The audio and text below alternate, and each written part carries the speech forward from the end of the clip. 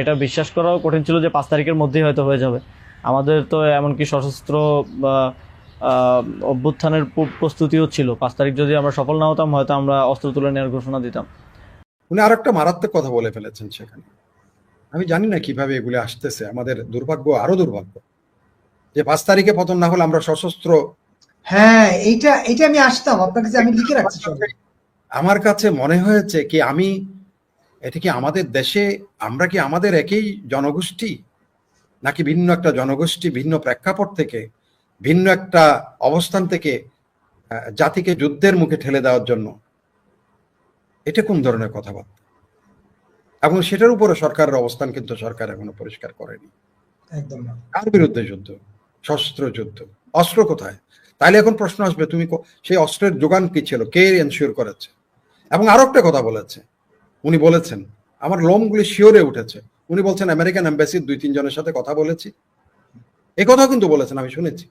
But যারা এরকম দায়িত্ববান মানুষ, তাদের অবস্থান থেকে তারা যখন এইসব কথাবার্তা বলে জাতির সামনে, তখন জাতির অবস্থান কি হবে? এই যে উপদেষ্টা, তরুণ উপদেষ্টা প্রশ্ন তুলেন এবং বললেন উপদেষ্টা পরিষদের একজন প্রধান উপদেষ্টা আছে, এখন পর্যন্ত তার তো কোনো বক্তব্য দেখলাম না যে এই উপদেষ্টা এই ভুল করছেন বা শুদ্ধ করছেন। তিনি কেন এই প্রশ্ন তুললেন? আর উপদেষ্টা পরিষদের প্রধান উপদেষ্টাই বা অন্য সিনিয়র উপদেষ্টারা কেন এখন পর্যন্ত চুপ আছেন এই বিষয়টা নিয়ে? আপনার কি মনে হয়? মানে তাহলে কি সরকারের ভিতর থেকেই তাকে আশ্রয় প্রশ্রয় দেওয়া হচ্ছে? কোন প্রেক্ষাপটে, কি প্রয়োজনে এটা করতে হলো?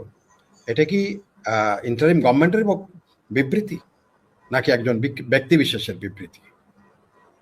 সেটা যদি বিচার বিশ্লেষণ হতো, আজকে কয়েকদিন হয়ে গেছে, আপনি বললেন 3 দিন হলো, তাহলে এটার কোনো, এত কথা সরকারের, বিশেষ করে প্রেস সেক্রেটারি সবকিছুর মধ্যে তিনি কথা বলেন, কোনো বক্তব্য এখানে আসেনি এখনো পর্যন্ত, আমরা দেখি নাই। এখন সেখানে আমার যে কথা হচ্ছে, আমি আবারও পুনরাবৃত্তি করছি, সেটা যেহেতু প্রধান উপদেষ্টাকে নিয়ে হয়েছে, হয়তো প্রধান উপদেষ্টা সেই জন্য এটাতে উনি বিব্রত বোধ করবেন কথা বলতে, যেটা সচরাচর আমাদের দেশে হয়। যেটা যেটা দেখা যায় যে আমি করতে মানে সংকোচ বোধ করছি, সেখানে বিব্রত হয় হয়তো, যেহেতু উনাকে নিয়ে কথাটা হয়েছে, উনি হয়তো এটাকে, বাট এটা ইন্টারিম গভর্নমেন্ট থেকে একটা তাদের অবস্থানটা ব্যাখ্যা করা উচিত ছিল। এখানে তো যদি হতো যে উনার ব্যাটোর কারণে এই প্রফেসর ইউনূস সাহেব প্রধান উপদেষ্টা হতে পারেন নাই, সেই কথাটা তো না। উনি তো একটা জিনিস, সেখানে আলোচনার মধ্যে অনেক জিনিস আসতে পারে, শেষ পর্যন্ত you have accepted my this colour, নাকি? রাইট। এবং সেই একই রাতে যেদিন শপথ গ্রহণ, ওই দিন রাতে যে সব কেসগুলো উইথড্র করা হয়েছে, সেটাও তো জাতি জানছে সব, নাকি জানে নাই? সব প্রণোদিত হয়ে কোর্ট বলে যে আমি ওই যে রায় দিয়েছিলাম রায় প্রত্যাহার করলাম, বলে নাই? নাকি বলে নাই? বলছে নাকি? তাইলে ওখানে সেনাপ্রধানের ভুল কি ছিল? উনি ওই কথাটাই তো বলছেন, হয়তো যদি বলে থাকেন, আমি আই ডোন্ট নো, যদি এটা বলা হয়, যদি বলে থাকলে তো উনি রাইট, কন্ট্রোভার্সি আছে কাউকে নিয়ে রাইট।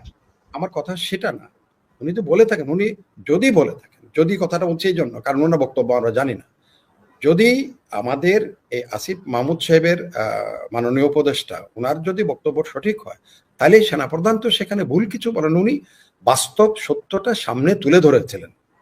এবং পরে তো উনিও আর এমন না যে উনি স্ট্রিক্ট থেকে ওখানে যাও আমি এটা অ্যাকসেপ্ট করলাম না, what you can do you do, এটা এই কথা তো বলে নাই, অ্যাকসেপ্ট করে নিয়েছেন শেষ পর্যন্ত। তাহলে এটা এতদিন পর আজকে সামনে আনার প্রয়োজনটা কি? কি প্রয়োজন ছিল এটা? কি ছিল এটা?